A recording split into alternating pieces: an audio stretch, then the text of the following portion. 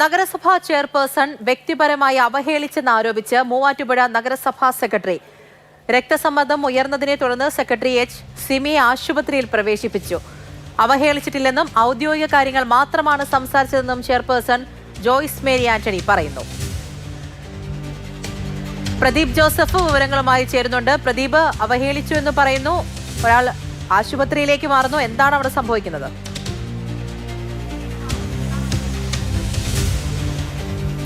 മൂവാറ്റുപുഴ നഗരസഭാ chairperson Joyce Mary ആന്റണിക്കെതിരെ ആരോപണങ്ങളുമായാണ് നഗരസഭാ സെക്രട്ടറിയായ എച്ച് സിമി രംഗത്തെത്തിയിരിക്കുന്നത്.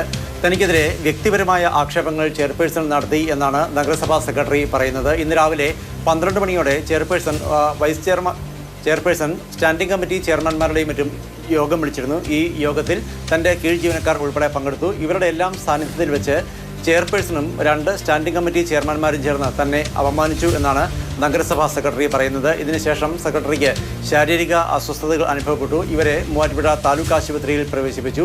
ECGയിൽ വ്യതിയാനവും മറ്റും കണ്ടതിനെ തുടർന്ന് കുറച്ച് സമയം മുൻപ് ഇവരെ കളമശ്ശേരി മെഡിക്കൽ കോളേജ് ആശുപത്രിയിലേക്ക് മാറ്റിയിട്ടുണ്ട്.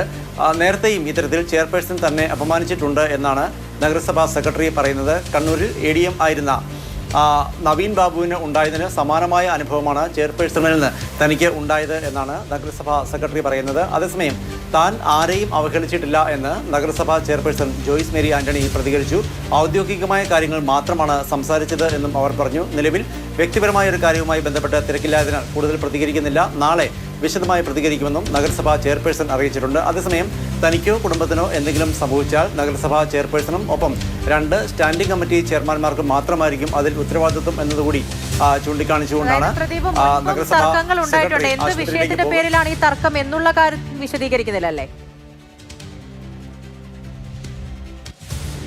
ഇല്ല, ഇന്നത്തെ തർക്കത്തിന് കാരണം എന്താണ് എന്നവർ പറയുന്നില്ല. നേരത്തെയും തനിക്ക് ഇത്തരത്തിൽ അധിക്ഷേപം നേരിടേണ്ടി വന്നിട്ടുണ്ട് എന്നവർ പറയുന്നു. മാത്രമല്ല, മൂവാറ്റുപുഴ നഗരസഭയിൽ നിന്ന് കളമശ്ശേരി നഗരസഭയിലേക്ക് സെക്രട്ടറിക്ക് സ്ഥലം മാറ്റമായിട്ടുണ്ട്. ഈ മാസത്തെ ശമ്പളം നൽകുന്നത് ഉൾപ്പെടെയുള്ള കാര്യങ്ങൾ പൂർത്തിയായതിനു ശേഷം റിലീവ് ചെയ്യാൻ കാത്തിരിക്കുകയാണ് താൻ.